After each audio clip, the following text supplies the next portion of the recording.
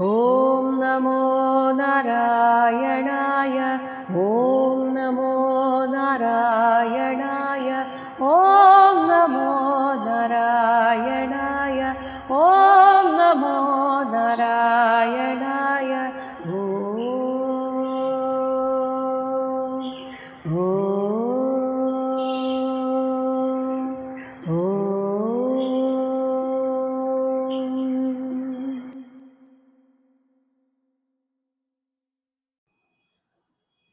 ശ്രീമദ് മഹാഭാഗവതം സപ്തമസ്കന്ധം ദശമോധ്യായഃ. 10ാമത്തെ അധ്യായത്തിൽ ഭഗവാൻ ശ്രീഹരി ഭക്തനായ പ്രഹ്ലാദനെ അനുഗ്രഹിച്ച് അപ്രത്യക്ഷനായതും പിന്നെ സാന്ദർഭികമായിട്ട് ത്രിപുരദഹന ഉപാഖ്യാനവും പറയുന്നുണ്ട്. നാരദ ഉവാച. 1ാമത്തെ ശ്ലോകം. ഭക്തിയോഗസ്യ തത് സർവം അന്തരായതയാ അർഭകഃ മന്യമാനോ ഹൃഷീകേശം സ്മയമാന ഉവാചഃ. ഭഗവാൻ എന്തു വരം വേണമെങ്കിലും ചോദിച്ചുകൊള്ളൂ എന്ന് പറഞ്ഞപ്പോൾ എന്തുകൊണ്ടാണ് പ്രഹ്ലാദൻ അത് വേണ്ട എന്ന് പറഞ്ഞത്? അർഭകഃ, ബാലനായ പ്രഹ്ലാദൻ, തത് സർവം, എന്ത് വരം നേടിയാലും അതെല്ലാം ഭക്തിയോഗസ്യ, ഭക്തിയോഗത്തിന് അന്തരായതയാ, വിഘ്നമായി തീരുമെന്ന നിലപാടിലൂടെ മന്യമാനഃ, ചിന്തിച്ചുകൊണ്ടും സ്മയമാനഃ, പുഞ്ചിരിച്ചുകൊണ്ടും ഋഷികേശം ഉവാചഃ, ഭഗവാനോടായി ഇപ്രകാരം പറഞ്ഞു.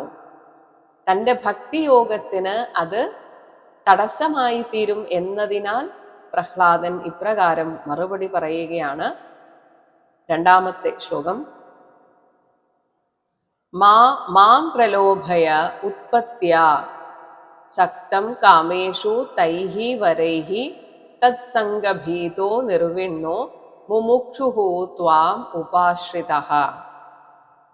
ഉത്പത്ത്യ, ഞാൻ ജനനം കൊണ്ട് ഒരു അസുരവംശത്തിലായതുകൊണ്ട് ജന്മനാൽ തന്നെ കാമേഷു സക്തം, വിഷയാശകളിൽ അഭിനിവേശമുള്ള ഒരു മനസ്സാണ് എൻ്റെത്. അതായത് അങ്ങനെ പോകാൻ ഏറ്റവും സാധ്യതയുള്ളൊരു മനസ്സാണ്. അങ്ങനെയുള്ള മാം, എന്നെ, തൈഹി വരൈഹി, അങ്ങനെയുള്ള വരങ്ങൾ കൊണ്ട്, മാ പ്രലോഭയ, വീണ്ടും എന്നെ പ്രലോഭിപ്പിക്കരുത്.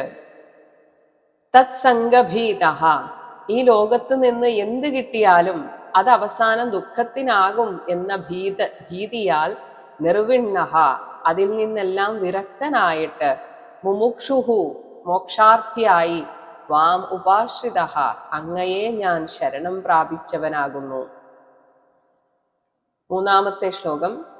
ഭൃത്യലക്ഷണ ജിജ്ഞാസുഹു ഭക്തം കാമേഷു അചോദയത് ഭവാൻ സംസാരബീജേഷു ഹൃദയഗ്രന്ഥിഷു പ്രഭോ. ഹേ പ്രഭോ, ഭവാൻ ഭൃത്യലക്ഷണ ജിജ്ഞാസു, തൻ്റെ ഭക്തന്റെ ലക്ഷണം അറിയുവാനുള്ള ഉദ്ദേശം വെച്ചുകൊണ്ട്, ഭക്തം, ഭക്തനായ എന്നെ, സംസാരബീജേഷു, ജനിമൃതി രൂപമായ സംസൃതിക്ക് വിത്തുകളായും, ഹൃദയഗ്രന്ഥിഷു, ഹൃദയത്തെ ഈ ലോകത്തിൽ കെട്ടിയിടുന്നതുമായ, കാമേഷു, വിഷയാശകളിൽ, അചോദയേത്, പ്രേരിപ്പിച്ചതാകാം. അങ്ങനെ പരീക്ഷിച്ചതാണോ എന്ന് പോലും ഞാൻ സംശയിക്കുന്നുണ്ട്. എന്തായാലും എനിക്ക് ഇങ്ങനെയുള്ള വരങ്ങൾ വേണം എന്നില്ല. കാരണം അതെന്നെ വീണ്ടും ഈ സംസാരത്തിലേക്ക് കെട്ടിയിടുന്നതാണ്. ഇനി ഒരു യഥാർത്ഥ ഭക്തൻ എങ്ങനെ ആയിരിക്കണം എന്ന് പറയുന്നു. 4ാമത്തെ ശ്ലോകം. ന അന്യഥാ തേ അഖില ഗുരു ഘടേത കരുണാത്മനഃ യഹ തേ ആശിഷഃ ആശാസ്തേ ന സഭൃത്യഃ സവൈ വണിക്. അന്യഥ, അങ്ങനെ അല്ല എങ്കിൽ, അഖില ഗുരു, ഹേ ഭഗവാനെ, കരുണാത്മനഃ തേ, കരുണാമൂർത്തിയായ അവിടുത്തേക്ക് നഘടേത, ഇത് ചേർന്നതല്ല. അതായത് അങ്ങ് എനിക്ക് വരം തന്ന് എന്നെ വീണ്ടും ഈ സംസാര ലോകത്തിലേക്ക് തള്ളിയിടാനാണെങ്കിൽ അങ്ങനെ അങ്ങ് ചെയ്യരുത്. കാരണം യഹ, യാതൊരുവനാണോ ഭഗവാനെ പ്രസാദിപ്പിച്ചാൽ തേ ആശിഷഃ, അങ്ങയിൽ നിന്ന് ഇഷ്ടമുള്ള വരങ്ങളെ ആശാസ്തേ നേടുവാൻ ഇച്ഛിക്കുന്നുവോ സഹനഭൃത്യ, അവൻ യഥാർത്ഥ ഭൃത്യനല്ല, അവൻ യഥാർത്ഥ ഭക്തനല്ല, അവൻ വെറും സവൈ വണിക് കച്ചവടക്കാരനാണ്.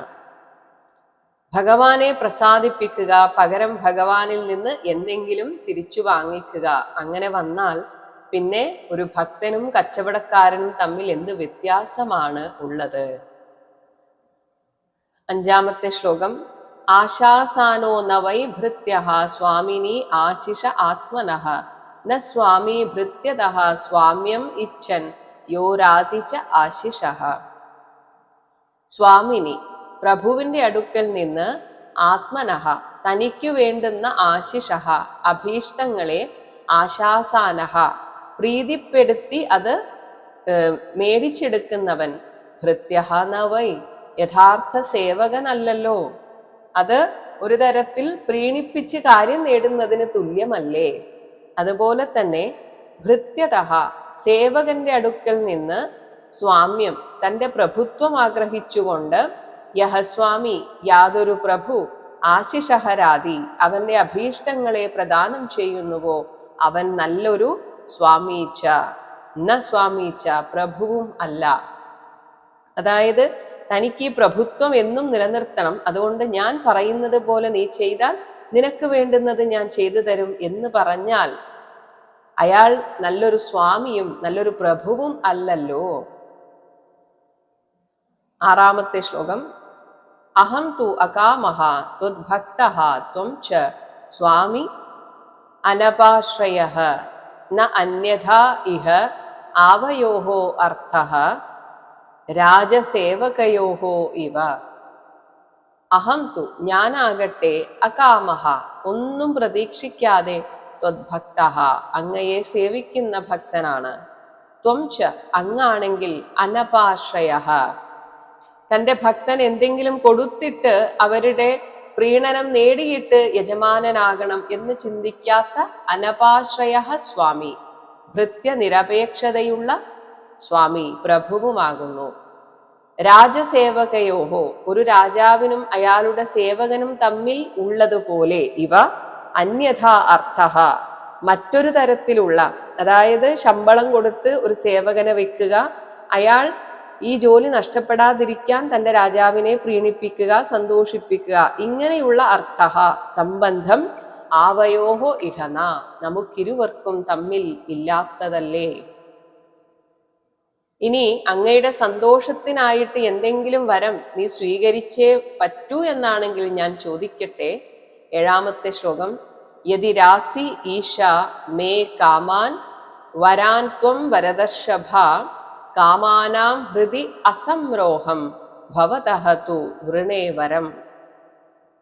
ഹേ ഈശ വരദർഷഭ, ത്വം അങ്ങ് മേ എനിക്ക് കാമാൻ വരാൻ ആശിക്കുന്ന വരങ്ങളെ യദി രാസി തരികയാണെങ്കിൽ ഹൃദി എന്റെ മനസ്സിൽ കാമാനാം അസംരോഹം ആശകളുടെ നാമ്പ് കിളിർക്കാതിരിക്കുക എന്ന രൂപത്തിലുള്ള വരം തു വരത്തെ മാത്രം ഭവതഃ വൃണേ അങ്ങയിൽ നിന്ന് ഞാൻ വരിച്ചുകൊള്ളുന്നു. അങ്ങ് എന്തെങ്കിലും വരം തരാൻ ആഗ്രഹിക്കുന്നുണ്ടെങ്കിൽ എൻ്റെ മനസ്സിൽ ഒരിക്കലും ഒരു വരവും സ്വീകരിക്കാനുള്ള ആഗ്രഹം ഉണ്ടാവാതിരിക്കട്ടെ എന്ന വരം എനിക്ക് തരൂ. നമുക്ക് ആശകൾ ഉണ്ടായാലുള്ള വൈഷമ്യം എന്താണെന്ന് ഇനി പറയുന്നു. എട്ടാമത്തെ ശ്ലോകം. ഇന്ദ്രിയാണി മനഃ പ്രാണ ആത്മാ ധർമ്മോ ധൃതിഃ മതിഃ ഹ്രീ ശ്രീ തേജ സ്മൃതി സത്യം യസ്യ നശ്യന്തി ജന്മന. യസ്യ യാതൊരു ആശ ഉണ്ടായാൽ അതിൻ്റെ ജന്മന ഉത്പത്തി നിമിത്തം ഇന്ദ്രിയാണി മനഃ പ്രാണഃ ആത്മാ ധർമ്മഃ സദാചാരം ധൃതി ബുദ്ധി മതി ധൈര്യം ഹ്രീ ശ്രീ ലജ്ജ ഐശ്വര്യം സ്മൃതി ഓർമ്മശക്തി സത്യം ഇവയെല്ലാം നശ്യന്തി നശിക്കുന്നു. ആഗ്രഹങ്ങൾ നമ്മെ സമൂലം നശിപ്പിക്കുന്നതാണ്. ഇനി ആഗ്രഹങ്ങൾ ഉപേക്ഷിച്ചാലുള്ള ഗുണം എന്താണെന്ന് പറയുന്നു. ഒൻപതാമത്തെ ശ്ലോകം. വിമുഞ്ചതി യഥാ കാമാൻ മാനവോ മനസി സ്ഥിതാൻ തർഹിയേവ പുണ്ടരീകാക്ഷ ഭഗവത്വായ കൽപ്പതേ. ഹേ പുണ്ടരീകാക്ഷ, മാനവഃ മനുഷ്യൻ മനസ്സി സ്ഥിതാൻ അവന്റെ മനസ്സിൽ സ്ഥലം പിടിച്ചിരിക്കുന്ന കാമാൻ കാമങ്ങളെ യഥാ വിമുഞ്ചതി എന്നുപേക്ഷിക്കുന്നുവോ തർഹിയേവ അപ്പോൾ തന്നെ അവൻ ഭഗവത്വായ ഭഗവാനെ സാക്ഷാത്കരിക്കാനായിട്ട് കൽപ്പതേ അവൻ അർഹനായിത്തീരുന്നു. ആഗ്രഹങ്ങൾ മനസ്സിൽ ഉള്ളിടത്തോളം അവന് ആ അർഹത കിട്ടുന്നില്ല എന്ന് പറയുകയാണ്. ഇങ്ങനെ പറഞ്ഞുകൊണ്ട് നരസിംഹമൂർത്തിയെ സ്തുതിക്കുകയാണ് 10ാമത്തെ ശ്ലോകം. നമോ ഭഗവതേ തുഭ്യം പുരുഷായ മഹാത്മനെ ഹരയേ അദ്ഭുതസിംഹായ ബ്രഹ്മണേ പരമാത്മനെ. ഭഗവതേ പുരുഷായ മഹാത്മനെ ഹരയേ ബ്രഹ്മണേ പരമാത്മനെ അദ്ഭുതസിംഹായ തുഭ്യം നമഃ. ഐശ്വര്യാദി ഷഡ്ഗുണങ്ങൾക്കും വിളനിലമായിരിക്കുന്ന എല്ലാവരുടെയും ഉള്ളിൽ അന്തര്യാമിയായിട്ടിരിക്കുന്ന ആശ്ചര്യകരമായ നൃസിംഹം പൂണ്ടിരിക്കുന്ന അങ്ങേക്ക് എൻ്റെ നമസ്കാരം. നൃസിംഹ ഉവാച. നൃസിംഹ ഭഗവാൻ ഇപ്രകാരം അരുളി ചെയ്തു. 11ാമത്തെ ശ്ലോകം.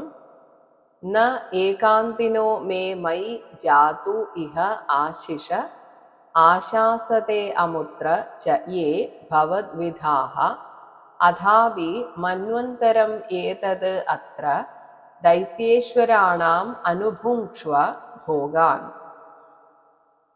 ഭവദ്വിധാഃ പ്രഹ്ലാദ, നിന്നെപ്പോലെയുള്ള മേ ഏകാന്തിനഃ എൻ്റെ നിരുപാധിക ഭക്തന്മാർ, എന്നിൽ നിന്നൊന്നും പ്രതീക്ഷിക്കാതെ എന്നെ സ്നേഹിക്കുന്നവർ, യേ യാതൊരുത്തർ, ഇഹ ഈ ലോകത്തിലും അമുത്രച പരലോകത്തിലുമുള്ള ആശിഷഃ സുഖാനുഭവങ്ങൾ വേണമെന്ന് മയി എൻ്റെ അടുത്ത് ജാതു ഒരിക്കലും ന ആശാസതേ പ്രാർത്ഥിക്കാറില്ല.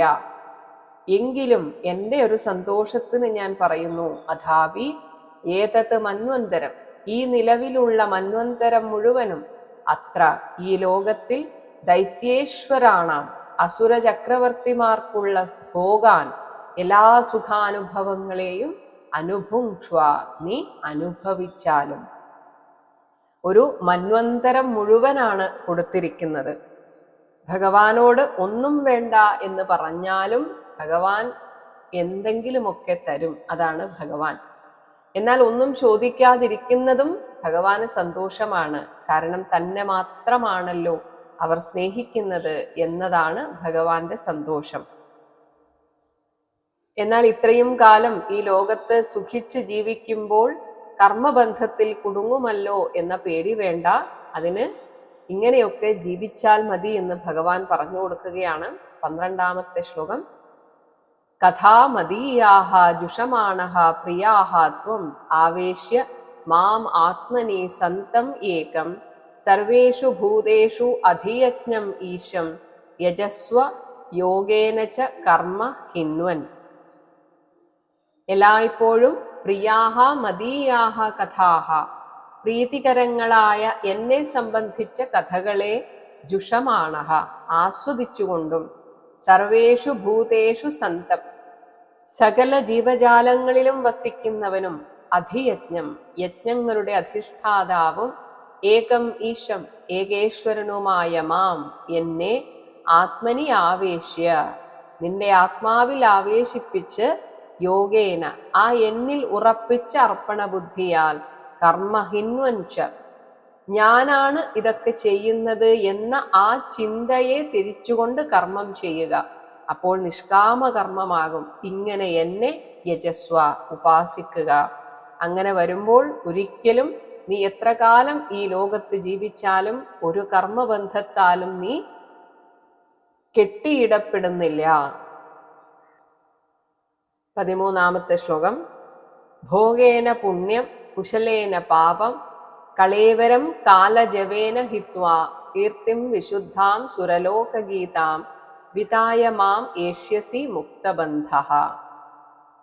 ഭോഗേന സുഖാനുഭൂതിയിലൂടെ പുണ്യം എല്ലാ പുണ്യഫലത്തെയും, അതായത് ഇത്രയും കാലം ഭൂമിയിൽ ജീവിക്കുന്ന സമയത്ത്, ഇവിടെ ഈ ലോകത്ത് ജീവിക്കുന്ന സമയത്ത് സുഖം അനുഭവിച്ച് സഞ്ചയിച്ചു വെച്ച പുണ്യം മുഴുവൻ തീരും. ഇനി കുശലേന പുതിയ പുണ്യം പ്രവർത്തിക്കുന്നതിലൂടെ ഉണ്ടായിരുന്ന എല്ലാ പാപവും അനുഭവിച്ച് തീർക്കാനും സാധിക്കും. അങ്ങനെ എല്ലാം തീർന്ന് ഒഴിഞ്ഞ പാത്രമായിട്ട്, അതാണ് കുശലേന പാപം. പുണ്യ ആചരണത്തിലൂടെ മുൻപ് എന്തെങ്കിലും പാപമുണ്ടെങ്കിൽ അതിൻ്റെ പാപഫലത്തെയും ഹിത്വ അനുഭവിച്ച് തീർത്ത് സുരലോകഗീതാം ദേവലോകത്തിൽ പോലും പുകഴ്ത്തപ്പെട്ട വിശുദ്ധാം കീർത്തിം അതിനിർമ്മലമായ കീർത്തിയെ വിതായ എങ്ങും പരത്തിയ ശേഷം കാലജവേന കാലത്തിൻ്റെ ഗതിയാൽ കളേവരം നിന്റെ ശരീരത്തെയും വെടിഞ്ഞ് മുക്തബന്ധ എല്ലാ കർമ്മബന്ധത്തിൽ നിന്ന് മുക്തനായിട്ട് മാം ഏഷ്യസി എന്നെ പ്രാപിച്ചുകൊള്ളുന്നതാണ്. 14-ാമത്തെ ശ്ലോകം. യേ ഏതത് കീർത്തയേത് മഹ്യം ത്വയാ ഗീതം ഇദം നരഃ ത്വാം ച മാം ച സ്മരൻ കാലേ കർമ്മബന്ധാത് പ്രമുച്യതേ. ത്വാം ച മാം ച നിന്നെയും എന്നെയും ഇദം ച നമ്മളെ പറ്റിയുള്ള ഈ ചരിതത്തെയും സ്മരിച്ചുകൊണ്ട് മഹ്യം എന്നെ ഉദ്ദേശിച്ച് ത്വയാ ഗീതം നിന്നാൽ ഗാനം ചെയ്യപ്പെട്ട ഏതത് ഈ സ്തോത്രത്തെ യഹ നരഹ കീർത്തയേത് യാതൊരു മനുഷ്യൻ കീർത്തിക്കുമോ സഹ അവനും കാലേ അവന്റെ ആ കാലം തീരുന്ന സമയത്ത്, ഇതുപോലെ പുണ്യപാപങ്ങളെല്ലാം ഒടുങ്ങുന്ന സമയത്ത് കർമ്മബന്ധാത് പ്രമുച്യതേ എല്ലാ കർമ്മബന്ധത്തിൽ നിന്ന് മുക്തനായി തീരുന്നതാണ്. ഭഗവാൻ ഇങ്ങനെയൊക്കെ പറഞ്ഞ് അനുഗ്രഹിച്ചപ്പോൾ പ്രഹ്ലാദൻ തൻ്റെ പിതാവ് ചെയ്ത അപരാധത്തിന് പരിഹാരമുണ്ടാകണമെന്ന് നൃസിംഹമൂർത്തിയോട് അപേക്ഷിക്കുകയാണ്. പ്രഹ്ലാദ ഉവാച 15, 16, 17 ശ്ലോകങ്ങൾ. വരം വരയ ഏതത് തേ വരദേശാത് മഹേശ്വര യത് അനിന്ദത് പിതാമേ ത്വാം അവിദ്വാൻ തേജ ഐശ്വരം വിദ്ധ അമർഷാശയഃ സാക്ഷാത് സർവലോകഗുരും പ്രഭും ഭ്രാതൃഹ ഇതി മൃഷാ ദൃഷ്ടിഃ ത്വദ്ഭക്തേ മയി ച അഘവാൻ തസ്മാത് പിതാമേ പൂയേത ദുരന്താത് ദുസ്തരാത് അഘാത് പൂതഃ തേ അപാംഗസന്ദൃഷ്ടഃ തദാ കൃപണവത്സല.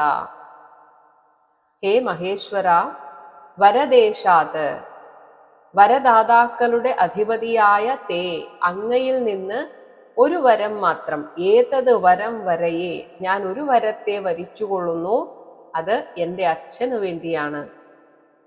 മേ പിതാ എൻ്റെ പിതാവ് ഐശ്വരം തേജഃ അങ്ങയുടെ ഈശ്വരീയമായ പ്രഭാവത്തെ അവിദ്വാൻ അറിയാതെ സാക്ഷാത് സ്വയം സർവലോകഗുരും സകല ലോകങ്ങളുടെ പരമഗുരുവും പ്രഭും സർവശക്തിമാനുമായ ത്വാം അങ്ങയെ ഭ്രാതൃഹ എൻ്റെ സഹോദരനെ കൊന്നവൻ എന്ന ഒരൊറ്റ രീതിയിലാണ്, ആ ഒരു രീതിയിൽ മാത്രം അങ്ങയെ കുറച്ചു കണ്ടു. ഇതി വിദ്ധ അമർഷാശയഃ ഇങ്ങനെ കോപത്താൽ മനം പിളർക്കപ്പെട്ടവനായിട്ട് അങ്ങയെ അനിന്ദത് അവഹേളിക്കുകയും മൃഷാദൃഷ്ടിഹി മിഥ്യാദൃഷ്ടിയോടുകൂടിയവനായിട്ട് ത്വദ്ഭക്തേ അവിടുത്തെ ഭക്തനായ മൈ എന്നിൽ ഒരുപാട് അഘവാൻ ദ്രോഹമാചരിക്കുകയും ചെയ്തു. അപ്പോൾ ഇതൊക്കെ തീർച്ചയായും അദ്ദേഹത്തിനെ പാപിയാക്കും. ഇങ്ങനെ ദുരന്താത് ദുസ്തരാത് അറ്റം കാണാത്തതും കരപറ്റാനാവാത്തതുമായ തസ്മാത് അഘാത് ആ പാപത്തിൽ നിന്നൊക്കെ മേ പിതാ പൂയേത എൻ്റെ പിതാവിനെ ശുദ്ധനാക്കണം. ഹേ കൃപണവത്സല, എങ്കിലും എനിക്കറിയാം അങ്ങയുടെ ദൃഷ്ടി എൻ്റെ അച്ഛൻ്റെ മേൽ പതിഞ്ഞപ്പോൾ തദാത്തേ അപാംഗദൃഷ്ട അങ്ങയുടെ ആ കടക്കണ്ണുകൊണ്ടുള്ള നോട്ടം കൊണ്ട് തന്നെ എൻ്റെ അച്ഛൻ ശുദ്ധനായി എന്ന് എനിക്കറിയാം. എങ്കിലും അഥവാ എന്തെങ്കിലും പാപം ബാക്കിയുണ്ടെങ്കിൽ അതുകൂടെ തീർത്ത് എൻ്റെ അച്ഛനെ ശുദ്ധനാക്കണം എന്ന് പ്രഹ്ലാദൻ പ്രാർത്ഥിക്കുകയാണ്. ശ്രീ ഭഗവാൻ ഉവാച 18ാമത്തെ ശ്ലോകം. ത്രിഹി സപ്തഭിഹി പിതാ പൂതഃ പിതൃഭിഃ സഹതേ അനഘ യത് സാധോ അസ്യ ഗൃഹേ ജാതോ ഭവാൻ വൈ കുലപാവനഃ. ഹേ അനഘ, പാപരഹിതനായ അല്ലയോ പ്രഹ്ലാദ, തേ പിതാ നിന്റെ അച്ഛൻ, ത്രിഹി സപ്തഭിഹി 21 തലമുറകളിലുള്ള, പിതൃഭിഹി സഹ പിതൃക്കളോടൊന്നിച്ച്, പൂതഃ പരിശുദ്ധനായിരിക്കുന്നു.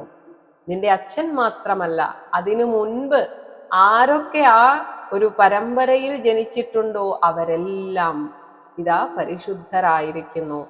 യത് എന്തെന്നാൽ, ഹേ സാധോ, സുചരിത നീ കുലപാവനഃ വംശത്തെ മുഴുവനും ശുദ്ധീകരിക്കുന്നവനാണല്ലോ.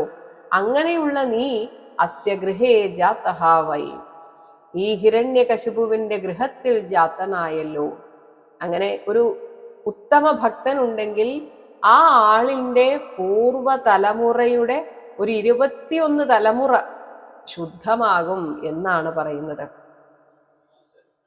19ാമത്തെ ശ്ലോകം. യത്ര യത്ര ച മദ്ഭക്താഃ പ്രശാന്താഃ സമദർശിനഃ സാധവഃ സമുദാചാരാഃ തേ പൂയന്തി അപി കീകടാഃ. പ്രശാന്താഃ മനസ്സംയമമുള്ളവരും, സമദർശിനഃ സമദർശികളും, സാധവഃ സുചരിതന്മാരും, സമുദാചാരാഃ നല്ല ആചാരനിഷ്ഠയുള്ളവരുമായ മദ്ഭക്താഃ എന്റെ ഭക്തന്മാർ, യത്ര യത്ര ച ഏതേത് പ്രദേശങ്ങളിലിരിക്കുന്നുവോ ആ പ്രദേശങ്ങൾ പോലും, ഇനി ഒരുപക്ഷെ അതുവരെ കീകടാഹ അപി ധർമാചരണമില്ലാത്ത പ്രദേശങ്ങളായിരുന്നാലും പിന്നീട് ഈ ഭക്തൻ ഉള്ളതുകൊണ്ട് പൂയന്തി പരിശുദ്ധങ്ങളാകുന്നു. ഇനി യഥാർത്ഥ ഭക്തൻ എങ്ങനെ ഇരിക്കുമെന്ന് പറയുന്നു 20ാമത്തെ ശ്ലോകം. സർവാത്മനാ നഹിംസന്തി ഭൂതഗ്രാമേഷു കിഞ്ചന ഉച്ച അവചേഷു ദൈത്യേന്ദ്ര മദ്ഭാവേന ഗതസ്പൃഹാഃ. ഹേ ദൈത്യേന്ദ്ര, അസുരശ്രേഷ്ഠ, മദ്ഭാവേന എന്നിൽ ചേർന്ന ഭക്തിഭാവത്താൽ, ഗതസ്പൃഹാഃ എല്ലാ കാമനകളും അകന്ന ഇങ്ങനെയുള്ള ഭക്തന്മാർ, ഉച്ച അവജേഷു ഉയർന്ന തലത്തിലും താഴ്ന്ന തലത്തിലും ഉള്ള, ഭൂതഗ്രാമേഷു എല്ലാ പ്രാണികളിലും, കിഞ്ചന ഒന്നിനെയും, ന ഹിംസന്തി ഉപദ്രവിക്കുകയില്ല. എന്തുകൊണ്ടെന്നാൽ സർവാത്മന അവയിലെല്ലാം ഞാൻ തന്നെയാണ് ഉള്ളത് എന്നാണ് അവർ ചിന്തിക്കുക. അവർക്കറിയാമത്. അതുകൊണ്ട് ആരെയും ഉപദ്രവിക്കുകയില്ല. 21ാമത്തെ ശ്ലോകം. ഭവന്തി പുരുഷാഃ ലോകേ മദ്ഭക്താഃ ത്വാം അനുവ്രതാഃ ഭവാൻ മേ ഖലു ഭക്താനാം സർവേഷാം പ്രതിരൂപധൃക്. ലോകേ ഈ ലോകത്തിൽ, ത്വാം അനുവ്രതാഃ നിന്നെ അനുവർത്തിക്കുന്ന, പുരുഷാഃ ജനങ്ങൾ, മദ്ഭക്താഃ ഭവന്തി എന്റെ ഭക്തന്മാരാകുന്നു. ഭവാൻ നീയാകട്ടെ, മേ സർവേഷാം ഭക്താനാം എന്റെ എല്ലാ ഭക്തന്മാരുടെയും പ്രതിരൂപധൃക്കലോ പ്രതിനിധിയാണല്ലോ. എല്ലാവരും നിന്നെ കണ്ട് പഠിക്കണം എന്ന് ഭഗവാൻ തന്നെ പറയുകയാണ്. 22ാമത്തെ ശ്ലോകം. കുരുത്വം പ്രേതകാര്യാണി പിതുഃ പൂതസ്യ സർവശഃ മദംഗസ്പർശനേന അംഗ ലോകാൻ യാസ്യതി സുപ്രജാഃ. ഹേ അംഗ പ്രഹ്ലാദ, ത്വം നീ നിന്റെ അച്ഛന്റെ സംസ്കാരക്രിയകൾ ചെയ്യണമെന്ന് പറയുന്നു. പക്ഷെ അതിൻ്റെ കൂടെ തന്നെ ഭഗവാൻ പറയുകയാണ്, മദംഗസ്പർശനേന ഞാൻ അവനെ സ്പർശിച്ചു, അതിനാൽ അവൻ അല്ലെങ്കിൽ തന്നെ പൂതനായി തീർന്നു. സർവശഃ പൂതസ്യ എല്ലാ പ്രകാരത്തിലും സംശുദ്ധനായി തീർന്ന നിന്റെ പിതുഹു പിതാവിന്റെ പ്രേതകാര്യാണി ശേഷക്രിയകളെ കുരു നിർവഹിക്കുക. നിന്നെപ്പോലെയുള്ള സുപ്രജാഹ ഉത്തമ പുത്രൻ ഉണ്ടായാൽ അവരുടെ മാതാപിതാക്കൾ ലോകാൻ യാസ്യതി പുണ്യലോകങ്ങളെ പ്രാപിക്കുന്നതാണ്. ഇനി പ്രഹ്ലാദനോട് ആ രാജ്യത്തിന്റെ ഭരണം ഏറ്റെടുക്കാൻ ആവശ്യപ്പെടുകയാണ്. 23ാമത്തെ ശ്ലോകം. പിത്ര്യം ച സ്ഥാനം ആതിഷ്ഠ യഥോക്തം ബ്രഹ്മവാദിഭിഃ മയ്യാവേശ്യ മനഃ താത കുരു കർമാണി മത്പരഃ. ഹേ താത, ഉണ്ണി, പിത്ര്യം സ്ഥാനം ച പിതാവിൻ്റെ ആ രാജാവ് എന്ന സ്ഥാനത്തെയും അസുര രാജാവ് എന്ന സ്ഥാനത്തെയും ആ തിഷ്ഠ ഏറ്റെടുക്കുക. ബ്രഹ്മവാദിഭിഹി വേദജ്ഞരായ ഋഷിമാരാൽ യഥോക്തം ഉപദേശിക്കപ്പെട്ടതനുസരിച്ച് മൈ മനഃ ആവേശ്യ എന്നിൽ മനസ്സിനെ ആവേശിപ്പിച്ച് മത്പരഹ എനിക്കായി കർമ്മഫലം സമർപ്പിച്ചുകൊണ്ട് കർമാണി കുരു എല്ലാ കർമ്മങ്ങളെയും ചെയ്യുക. അങ്ങനെ ചെയ്താൽ നിന്നെ യാതൊരു വിധത്തിലുള്ള കർമ്മബന്ധവും ബാധിക്കുന്നതല്ല. ഹരേ രാമ ഹരേ രാമ ഹരേ രാമ രാമ ഹരേ കൃഷ്ണ ഹരേ കൃഷ്ണ കൃഷ്ണ ഹരേ രാമ ഹരേ രാമ രാമ ഹരേ കൃഷ്ണ കൃഷ്ണ ഹരേ രാമ ഹരേ കൃഷ്ണ ഹരേ രാമ ഹരേ കൃഷ്ണ കൃഷ്ണ.